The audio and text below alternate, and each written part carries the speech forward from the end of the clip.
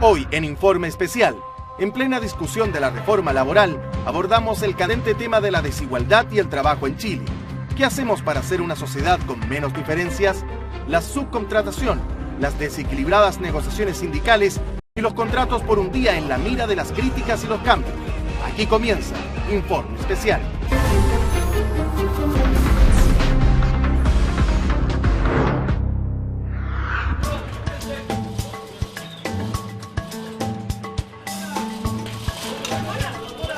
El 22 de junio de este año, 140 trabajadores del Sindicato Express Santiago 1 se tomaron el Ministerio de Transportes.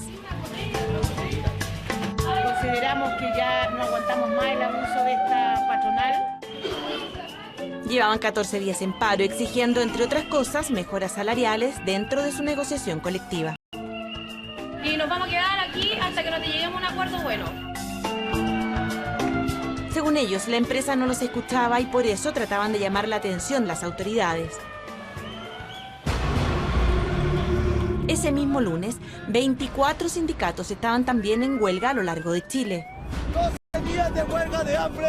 Los trabajadores subcontratados para las obras de la línea 3 del metro llevaban una semana en paro y habían llegado a colgar el auto de su jefe en señal de protesta.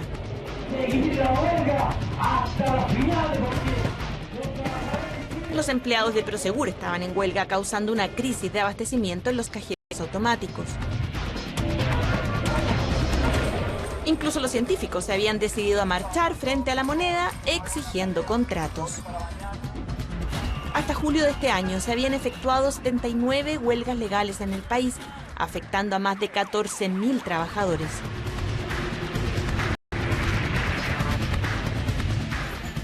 Todo esto en medio de las discusiones de una reforma laboral propuesta por el gobierno, pero cuestionada por los empresarios.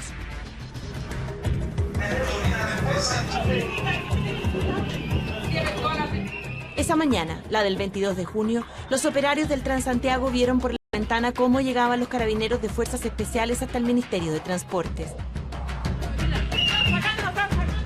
A las 9, escucharon que se acercaban a la puerta de la oficina del ministro, donde estaban encerrados. ¡Los queremos la presencia del ministro! ¡Esa es nuestra exigencia!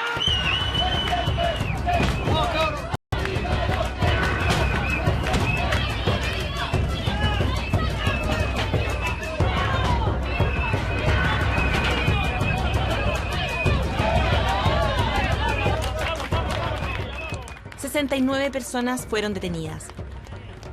3 días después, el sindicato llegó a un acuerdo con la empresa, pero el costo que pagaron fue muy alto. 49 de sus dirigentes están formalizados por daños y desórdenes y hoy esperan a ser juzgados.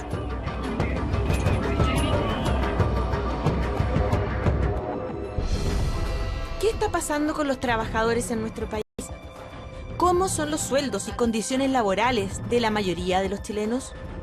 ¿En qué hemos avanzado y qué nos urge mejorar? Profesores jubilados de Chile.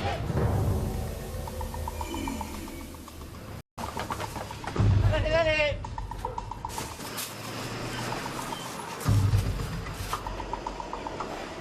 Luis Leiva es uno de los 14.000 recolectores de basura que hay en Chile. Es un trabajo sacrificado y con muchas incomodidades. Mira, te muestro nuestro baño. Para que veas que... Porque aquí, lo que pasa es que aquí la gente... Es rara la gente que te puede prestarte un baño. Nosotros... Este es nuestro baño. Ahí lo hace. Ahí uno entra y después la bolsita la amarra para arriba. Siempre y cuando el camión no esté lleno. Porque el camión se llena una vez que toma acá adelante, sonar.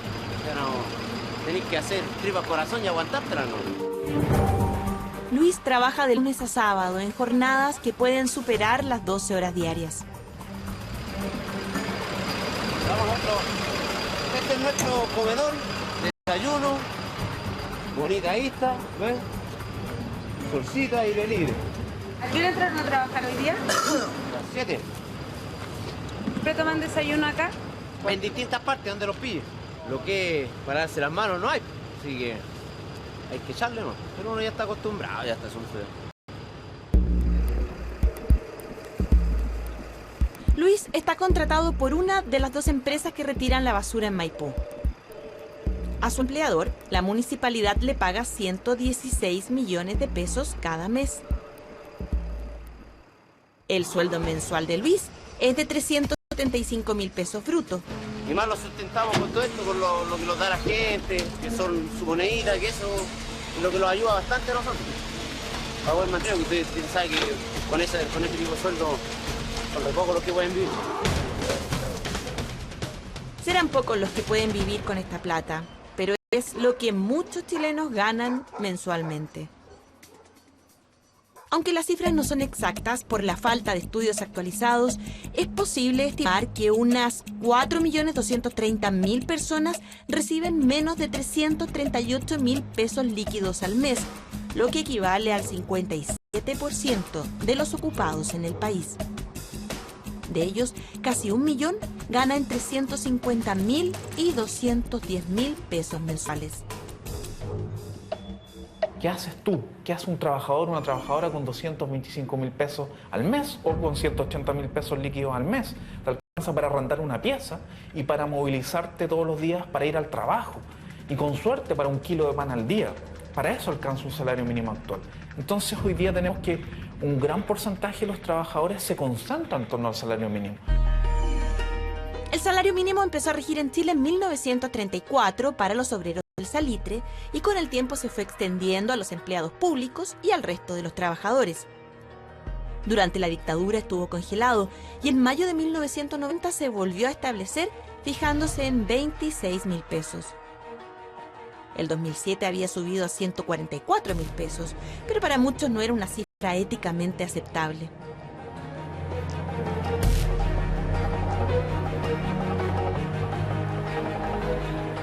Ese mismo año, Monseñor Goich remeció a las autoridades y a los empresarios al llamarlos a no pagar menos de 250.000 pesos, que para él era el piso de un salario ético. Yo nunca imaginé la repercusión que tuvo. Y especialistas me decían que el hecho de que yo le puse una cifra provocó aquello. Y fue una bendita provocación, porque yo creo que desde allí se ha estado hablando de esta dimensión ética, que todo ciudadano tiene derecho a un sueldo que le permita vivir a sus seres queridos con la mayor dignidad posible. Hace un mes, el sueldo mínimo alcanzó los 241.000 pesos brutos y el próximo enero recién llegará a los 250.000 que sugería Monseñor Goich hace 7 años. Yo creo que se ha suscitado un debate que todavía de alguna manera continúa y ojalá que lleguemos en verdad a sueldos éticos. ¿Todavía no hemos llegado? No, todavía nos falta mucho. Aquí en este país hay pocos que ganan muchísimo y hay muchos que ganan muy poco.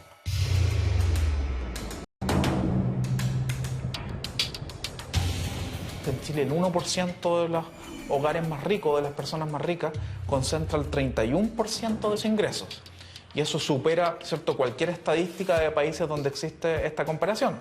En Estados Unidos, por ejemplo, que es el país, uno de los países más desiguales del mundo, el 1% concentra el 19% de los ingresos. En Chile es el 31%, ¿no?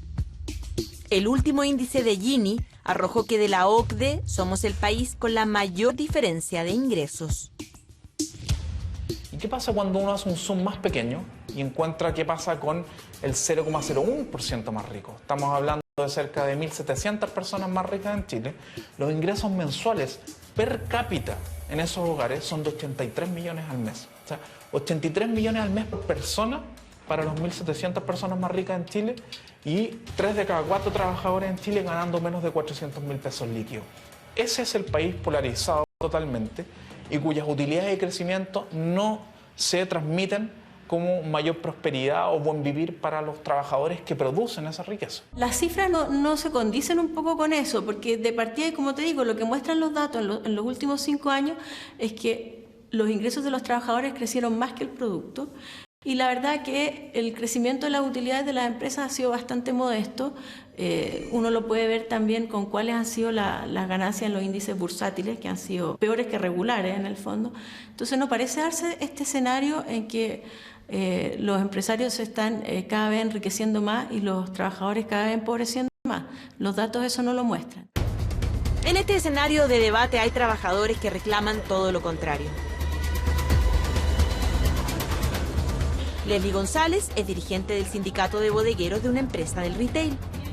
Son 500 socios que se han reunido esta mañana de domingo para acordar las peticiones que harán en la negociación colectiva que se avecina. No es fácil para estos trabajadores enfrentar esta nueva negociación colectiva.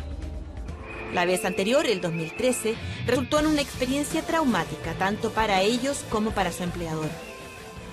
El año anterior, las utilidades de esta empresa habían superado los 83.000 millones de pesos. Nosotros pedimos un reajuste de sueldo de 50.000 pesos. ¿Por cada uno? Por cada persona. ¿Cuánto ganaban en promedio hasta entonces?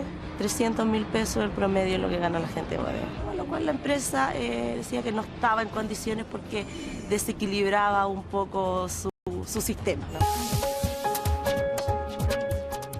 El 18 de junio pasado, Leslie y sus compañeros estaban listos para entregarle una nueva propuesta a los ejecutivos de la empresa. ¿Qué es lo que están esperando ahora? Esperamos que esta nueva gerencia sea un poquito más flexible, de que se ponga en el lugar del trabajador, para que sí obviamente pueda ver los beneficios que ellos como empresa pueden darle a sus trabajadores porque tienen los medios para hacerlo. Esta vez y después de casi un mes de intensas negociaciones, lograron llegar a un acuerdo. Los socios del sindicato de bodegueros recibirán un aumento de sueldo de 26.000 pesos cada uno. Hay un aumento en los últimos 25 años de productividad, pero no va de la mano con el aumento de los salarios. Hay dinero que queda en los bolsillos de los empresarios, principalmente de los grandes empresarios, y es por eso cuando uno revisa, por ejemplo, el resultado de los pocos trabajadores que negocian colectivamente en Chile, que es el 8% de los trabajadores, solo el 8% negocia, uno encuentra que el aumento real de sus remuneraciones no supera el 1%, de acuerdo a estadísticas oficiales. Estoy convencida que el mundo empresarial quiere mejores ambientes de trabajo, quiere apostar por la equidad, quiere disminuir, por tanto, la inequidad que observamos a diario en Chile. La desigualdad que sufrimos en nuestro país tiene entre una de sus causas el funcionamiento actual del mercado del trabajo. Cumpliendo con una parte de su programa, a fines del año pasado, el gobierno ingresó al Congreso el mayor proyecto de reforma laboral de los últimos 35 años. Tenemos que nivelar la cancha, tenemos que darle más herramientas a los trabajadores, de tal manera que se sienten a conversar con sus empleadores en una condición de más o mayor simetría.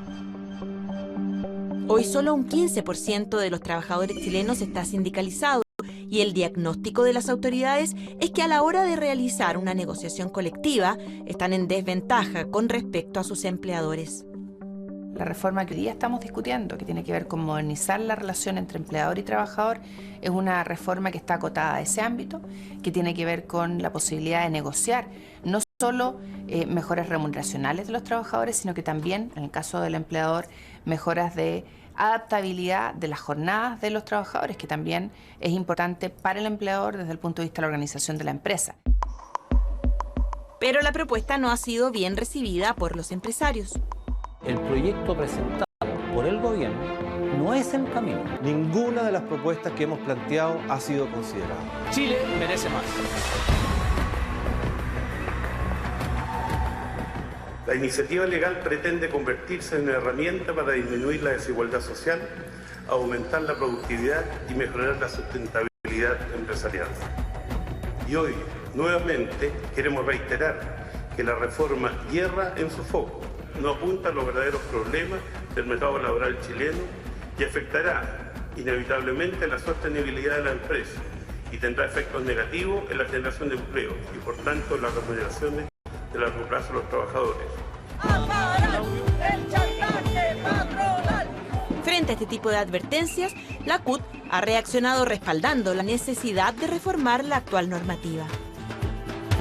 Por eso nosotros creemos que el debate laboral es uno de los debates estructurales probablemente más importantes que nos hemos atrevido a dar en este tiempo, y entendemos también en ese marco la respuesta que ha tenido el empresariado a estas voces que nos hemos levantado con fuerza para exigir estos cambios.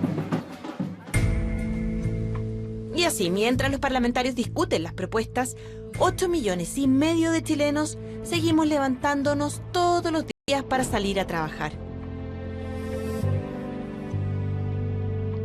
La gran mayoría, casi un 76%, son asalariados, es decir, tiene un empleador y recibe una remuneración. Más de 1,5 millones trabaja en el comercio, casi 900.000 personas en las industrias, 750.000 en la agricultura, 650.000 en la construcción, 600.000 en la enseñanza, 590.000 en el transporte y comunicaciones y el resto en minería y diferentes servicios. Según el último informe de la Fundación Sol, en los últimos 5 años, 6 de cada 10 de esos empleos asalariados son subcontratados y están en desventaja con respecto a sus ingresos. Hasta marzo pasado, Nancy Rus trabajaba como consejera de belleza para una empresa cosmética. Naya de Valenzuela trabajaba para la misma marca, pero su empleador es otra empresa, una de servicios de outsourcing. Ambas maquilladoras nos muestran sus liquidaciones para entender las diferencias entre un tipo de contrato y otro. Tengo de sueldo base 271. Sí. Usted tiene 322,920. Sí. Tu incentivo, sumamos, restamos, miramos tu liquidación, tienes 3 tipos de incentivos porque Sí, tienes una distintos. bolsa de producto Sí. en 42.288, tienes 213,055, 52.857 y mira mi liquidación, Nancy. 110.000 pesos solamente como incentivo, independientemente de lo que haya vendido, de lo que pueda o no pueda vender. Ese es mi tope. Otra diferencia tiene que ver con el pago de comisiones en casos de devolución. Si vendemos el producto y el cliente no lo recepciona bien, no le gustó el color, de lo que fuese. O típico que ya lo tenía en la casa, lo quiero devolver y que no Y sé lo qué. devuelve, este producto se resta. Se resta de mi comisión y genera una incertidumbre en mi remuneración porque tampoco existe un detalle de comisiones, algo que especifique y que me diga, Naya, vendiste 10 y que esté escrito. Ah, a mí sí me ¿Vendiste lo dan. 10? A mí no me lo dan. A mí sí me lo A dan. mí no me lo dan. A mí me no lo dan detallado de todo lo que yo vendía, el porcentaje que llegué. Desde el 2012, Náyade asumió un cargo sindical y ya no atiende público. Hoy está concentrada en buscar mejoras laborales para otros miles de chilenos y chilenas que, como ella, trabajan para empresas externas. Ahora, ¿por qué las empresas usan el subcontrato?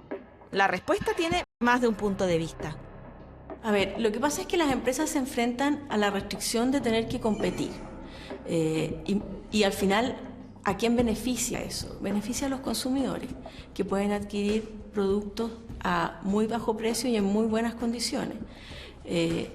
Esas empresas tienen que competir con el resto del mundo. Y eso lleva muchas veces a que sea inviable tener trabajadores contratados de forma permanente para funciones que son a lo mejor transitorias o para funciones que se hacen en forma mucho más eficiente con empresas externas. Así está operando el mundo ahora. Eso no quiere decir que se asocian muchas veces a precariedad esto. Y esto no tiene por qué ocurrir si es que se respetan las normas laborales de ese tipo de empresas también. En el Centro de Conflicto y Cohesión Social, que reúne a destacados investigadores y académicos, el análisis es menos optimista. Hay que distinguir un poco entre lo que es el giro típico clásico de la subcontratación, que es proveerte de mano de obra cuando lo necesitas, por ejemplo, por temporadas o en ciertas épocas del año o para ciertas tareas. Pero también hay fenómenos de subcontratación que en el fondo existen para, de alguna manera, no tener que aplicar la ley al pie de la letra, para contratar a trabajadores con condiciones que te permiten circunnavegar de alguna manera la legislación laboral, en particular la legislación de contratación, de indemnizaciones y de derechos sindicales. En cualquiera de los dos casos, los trabajadores pagan un costo, no solo monetario, sino también personal.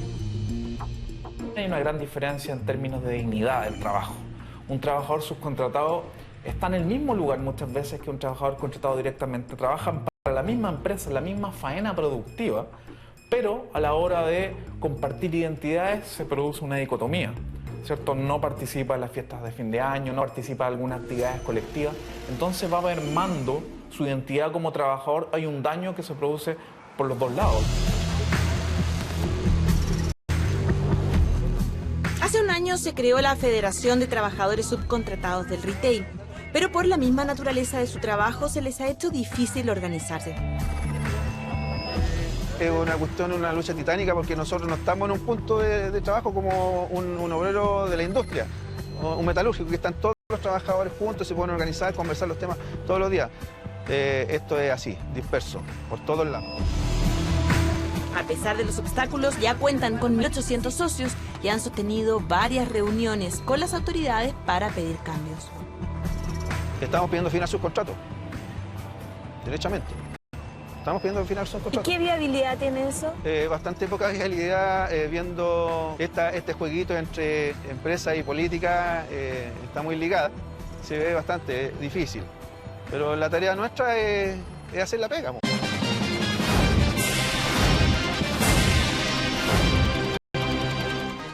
Bastante poca viabilidad, viendo este jueguito entre empresa y política, está muy ligada, se ve bastante difícil.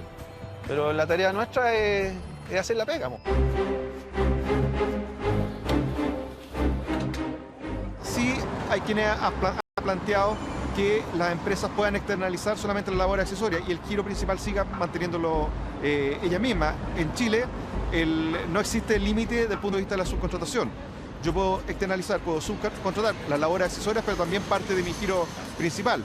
Uno puede entrar a discutir la amplitud con que se aplica o no la subcontratación. Yo creo que ahí está un poco la discusión. El año pasado, la Federación hizo una encuesta entre sus asociados para conocer sus principales problemas al trabajar en el retail como subcontratados. El 65% de los trabajadores externos había pasado por maltrato laboral por parte de los administradores, jefes de sala, jefes de sección de los supermercados y del retail de las grandes tiendas. El abuso es pan de cada día. Acá a los trabajadores del comercio en ese mismo sentido no tienen derecho a llegar atrasados por índoles de situación médica. O sea, con un minuto de atraso te hacen provisión de ingresos. ¿Qué significa eso? Que no te dejan entrar al lugar de faena a cumplir tus labores. ¿Y si no puedes entrar, qué pasa? Te descuentan el día. Descuentos que se hacen más difíciles, considerando las bajas remuneraciones. Un salario que fluctúa entre el sueldo mínimo y los 350.000 pesos. Es un trabajo precario para las necesidades básicas que tenemos en el país. Segundo, tenemos un gran porcentaje de trabajadores que trabajan doble jornada para cubrir las necesidades básicas que estoy hablando.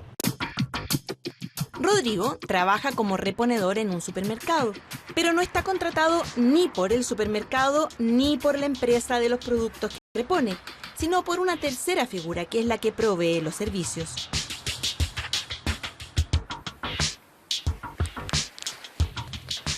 Hace un año, cuando se compró este departamento, se dio cuenta de que el sueldo que ganaba no sería suficiente. Son como 430, 440. Entonces una deuda de 320.000 obviamente no alcanza para uno gastar, no sé, en la micro, obviamente vestirse, alimentarse y todo lo que hay que pagar, pues en este país todo hay que pagarlo. Fue entonces cuando decidió conseguirse otro trabajo y tomó otro turno para otra empresa de servicios para reponer otros alimentos en el mismo supermercado. Mi jornada laboral en la mañana entro a las 8 hasta 2:30 y de ahí hay un lapso de descanso como de 1:30 más o menos y entro a las 3:30 y ahí tengo que cumplir el horario hasta las 10, 10:30. Para hacer las 7:30 de la mañana y 7:30 de la tarde, eso es lo que dice la ley. En Chile no existe limitación para que un trabajador que cumple una determinada jornada de trabajo pueda después desempeñarse en otra empresa con otra jornada de trabajo. Sí es una situación preocupante desde el punto de vista de la salud y seguridad de ese trabajador. Un trabajador que cumple una jornada en una empresa y después realiza otra jornada en otra empresa se ve expuesto a jornadas muy extensas, se ve expuesto a riesgos mayores. ¿Qué hizo tu señora de que tengas dos trabajos? Al principio no estaba muy contenta. Obviamente se molestó. Pero cuando vio que era por lo que se venía, que era comprar el departamento, obviamente ella también está de acuerdo y me apoya en todo. Ella también igual trabaja bastante. No existe en nuestro país un registro de relaciones laborales como para saber exactamente cuántos son los chilenos que hacen doble turno o pitutos. Tampoco se ha estudiado si lo hacen para subsistir o para cumplir con las expectativas de calidad de vida. Pero el reclamo por el exceso de pega se ha hecho frecuente, sobre todo en la calle. Sandra Opaso es profesora. Tiene 27 años de experiencia y una jornada laboral que empieza a las 8 de la mañana y sigue hasta la madrugada.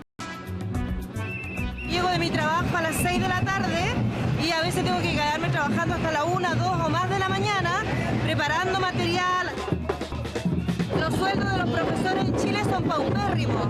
Un profesor recién ingresado gana 300.000 pesos. Una profesora con 40 años gana 900.000 pesos. O sea, estamos dentro de una clase media, pero tambaleando, ¿no es cierto? Haciendo dibujo para poder hacer que la plata nos alcance para la casa, para los estudios de los hijos. Si nos enfermamos, ¿no es cierto? Es un horror, porque la ISAPRE es un espanto. Los colegas que están por jubilarse, por ejemplo, están pensando en qué van a trabajar porque la jubilación es paupérrima. Entonces, si estamos hablando de las condiciones laborales de los profesores en Chile, es muy mala, es muy mala. El año pasado se dio a conocer un ranking de la OCDE, según el cual los profesores chilenos son los peor pagados y con mayor cantidad de horas de trabajo entre los 34 países que pertenecen al grupo. Pero esta situación debería mejorar con el proyecto de carrera docente que en estos días se discute en la Cámara de Diputados, que entre paréntesis son los diputados mejor pagados de todos los de la OCDE. Otra posible causa de nuestra desigualdad tiene que ver con la discriminación hacia las mujeres. Un 74% de las trabajadoras ganan menos de 350.000 pesos líquidos. Y la participación laboral sigue siendo más baja que el promedio de América Latina. Estamos al orden del 48% de participación laboral femenina. Luego ya cuando las mujeres entran al mercado laboral se produce una situación pegajosa, digamos, una segregación. Las mujeres inmediatamente empiezan a ser separadas hacia ciertos oficios, a ciertas actividades con relación a los hombres. Las mujeres, por ejemplo, están más focalizadas en las áreas de servicio, que además son áreas que reciben niveles de remuneración más bajos. En general, las chilenas ganan un 30% menos que los chilenos, y mientras más educación tienen, más grande la diferencia.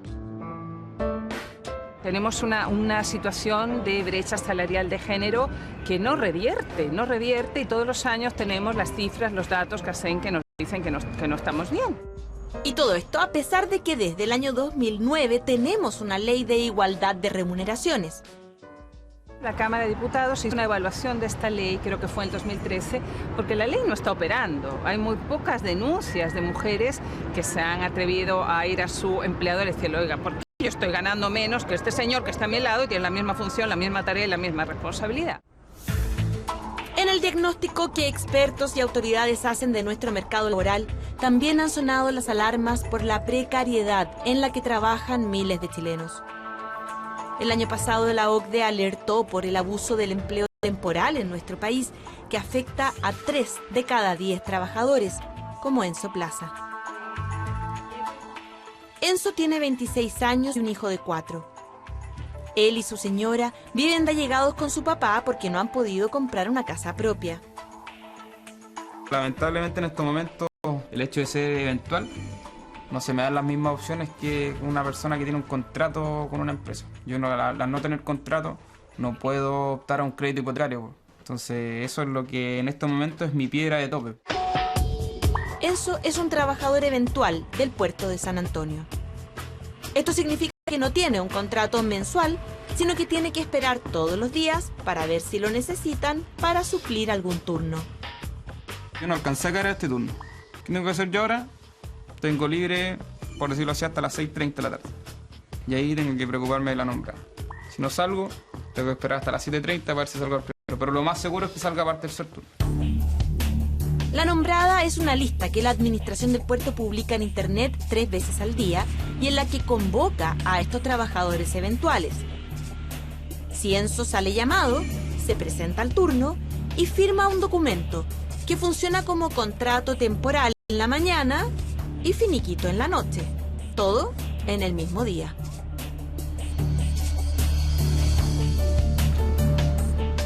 Tiene el contra que si yo no trabajo no gano. ¿Entendí? Entonces, por ejemplo, ahora yo a la tarde lo puedo venir a buscar perfectamente, pero así y todo tampoco voy a a poder descansar toda la tarde. ¿Por qué? Porque tengo que estar esperando el horario de la nombrada, tengo que ver si salgo nombrado, tengo que ver a dónde, si a lo mejor puede que ni siquiera me toque. En el puerto de San Antonio trabajan 1.575 personas.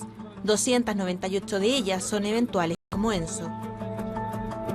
El 2004 se organizaron en un sindicato y desde entonces han conseguido algunos beneficios, como un convenio de provisión de puestos de trabajo, que por lo menos les asegura un mínimo de turnos mensuales. Enzo es uno de los dirigentes. ¿Qué es un trabajo decente? Donde tú vayas a una casa comercial y te dan un crédito porque tienes un respaldo, un contrato. Si tú no tienes eso, no te dan ningún respaldo. Como los contratos eventuales duran 7.5 horas diarias, no tiene respaldo, no tiene esa facultad. ¿Qué es el trabajo precario? Es la discontinuidad. Yo un mes gano tanto, trabajo tanto, el otro mes no sé si voy a ganar lo mismo. Existen momentos peak de la actividad portuaria, donde Valparaíso, por ejemplo, carga mucha fruta y en el verano entonces ahí se requiere más suministro.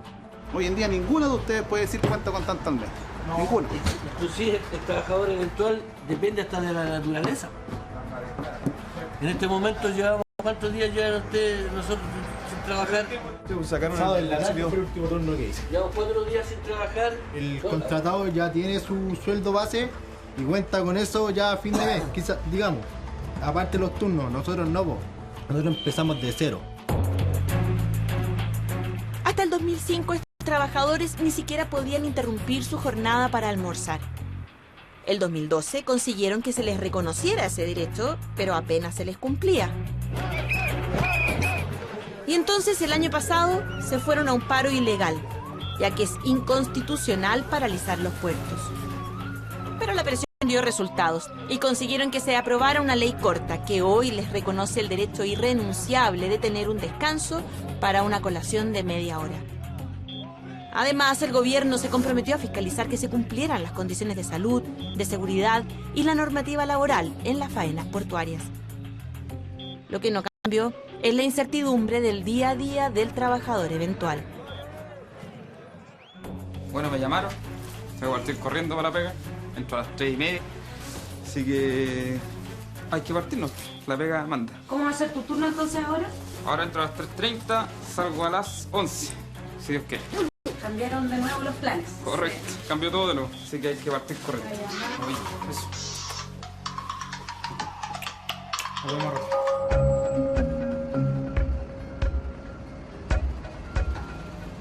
La existencia de este tipo de trabajadores no es desconocida para las autoridades. Y de hecho la esgrimen como un argumento para las reformas que están proponiendo.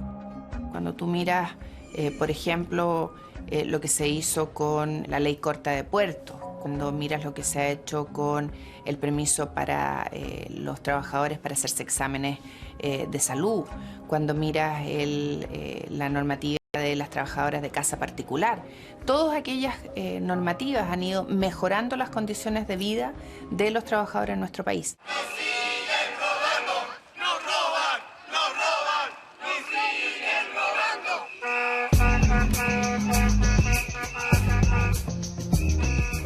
Es la presidenta de la Federación de Sindicatos de Trabajadoras de Casa Particular y representa a casi 300.000 mujeres que hasta hace poco ni siquiera tenían derecho al mismo sueldo mínimo que el resto de los chilenos.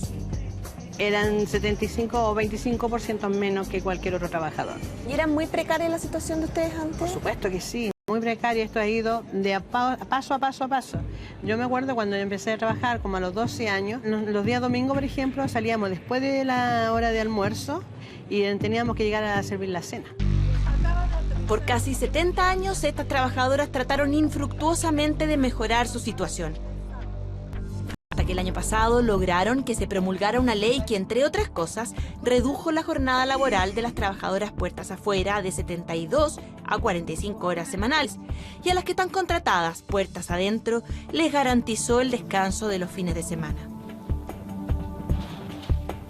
Hicimos una buena incidencia en los medios de comunicación, Twitter, la Facebook, nosotros en todo lo que pasaba íbamos ahí, nosotros queríamos haciendo llamados, organizando a nuestras compañeras, y eso para nosotros fue súper importante.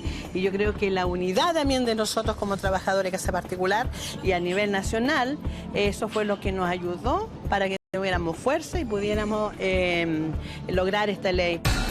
El logro de las trabajadoras chilenas trascendió las fronteras y se convirtió en un caso de estudio a nivel internacional. Hemos sido un referente para las compañeras de otros países. De afuera nos están mirando el trabajo que nosotros estamos realizando y los avances que hemos tenido. En junio pasado, Ruth viajó a Bruselas y Ginebra para compartir su experiencia. Participó en una conferencia de la Organización Internacional del Trabajo y expuso los avances que habían conseguido en Chile. Hola, muy buenos días todavía. Quiero presentarle primero que nada un video. Fue muy importante ver cómo están los trabajos en todos los otros lugares, también de liderazgo. Yo mostré un video de que nosotros hicimos acá, todo el trabajo que hemos hecho acá. Nosotros estamos bien con nuestras leyes que hemos logrado luchar día a día.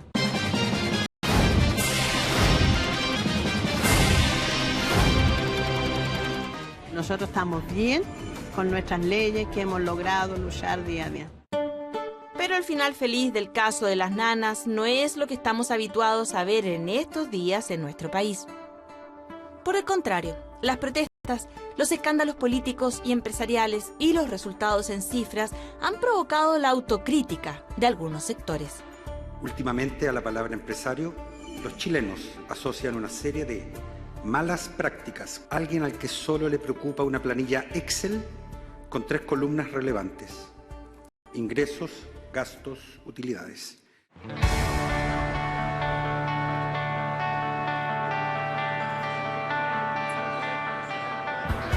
Marcelo Sicali es el dueño del Liguria, un legendario restaurante Santiago que comenzó como un pequeño bar en 1990 y que hoy ya tiene 3 grandes locales y casi 250 empleados.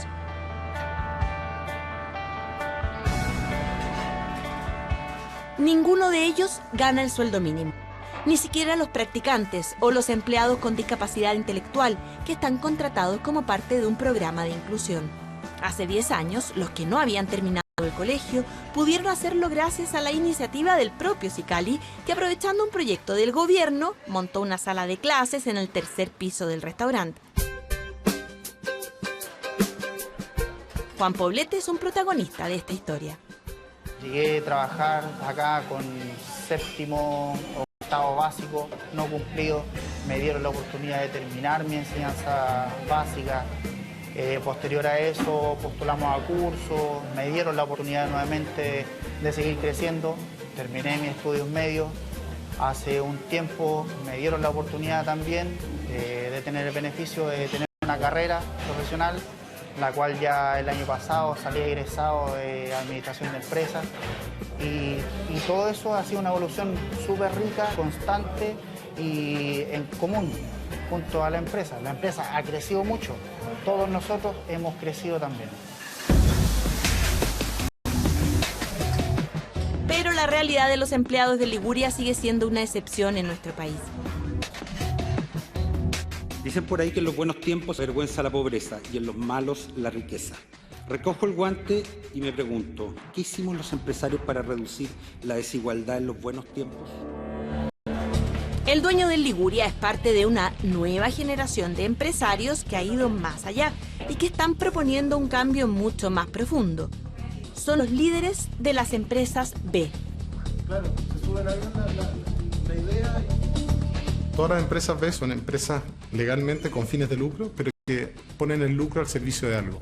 Tomás Guenao es el gerente de Sistemas B, una fundación que certifica a las empresas que optan por darle un sentido especial a sus negocios. Hay empresas B que reinvierten o donan el 100% de sus utilidades, que son en un extremo, y hay otras que donan una parte de sus utilidades, hay otras que deciden entregar parte importante de su utilidad a sus trabajadores como una forma de resignificar su éxito, su propio éxito. Esta idea nació en Estados Unidos, pero hoy es Chile, el país del mundo que tiene más empresas B en relación a sus habitantes. Tenemos 72 empresas certificadas hoy en día en Chile, con un pipeline, un grupo de empresas que quiere certificarse de alrededor de 350 a 400 empresas que están en proceso. Esto es Cumpro, una empresa que junta inversionistas que ponen plata para prestarle a emprendedores con mejores intereses y condiciones que los bancos. El 2013 fueron pioneros en certificarse como empresa B. Este concepto de no solo querer ser las mejores empresas del mundo, sino que ser las mejores empresas para el mundo, se alinea muy bien con el espíritu que nosotros tenemos. Además, esta redefinición del éxito. Nosotros buscamos, por supuesto, ser una empresa rentable, porque sabemos que esa es la definición de éxito hoy día, pero ojalá que seamos rentables gracias a un modelo de negocio que sea muy sustentable, que sea un aporte y un valor agregado a las personas que trabajan con nosotros. Muchas de las empresas B son negocios innovadores que buscan soluciones ambientales o tecnológicas.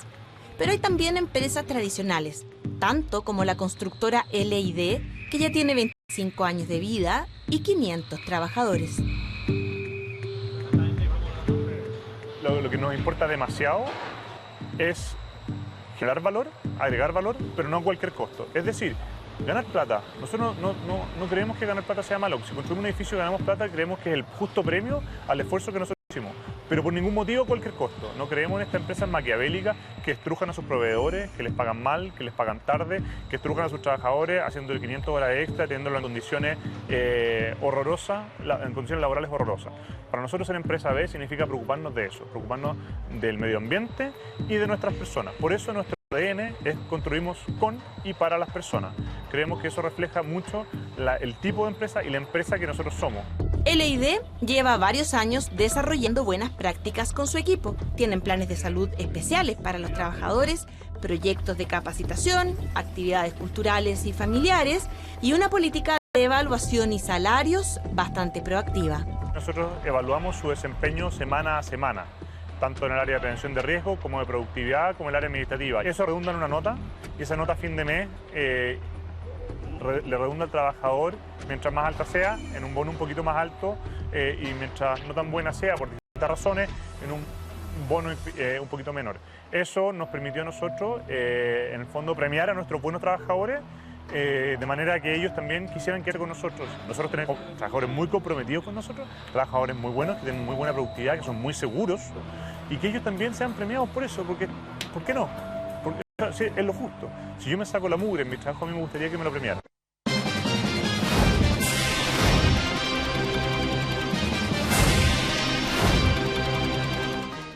En el fondo, premiar a nuestros buenos trabajadores de manera que ellos también quisieran quedarse con nosotros. Nosotros tenemos trabajadores muy comprometidos con nosotros, trabajadores muy buenos, que tienen muy buena productividad, que son muy seguros y que ellos también sean premiados por eso, porque ¿por qué no? Porque eso sí, es lo justo. Si yo me saco la mugre en mi trabajo, a mí me gustaría que lo premiaran.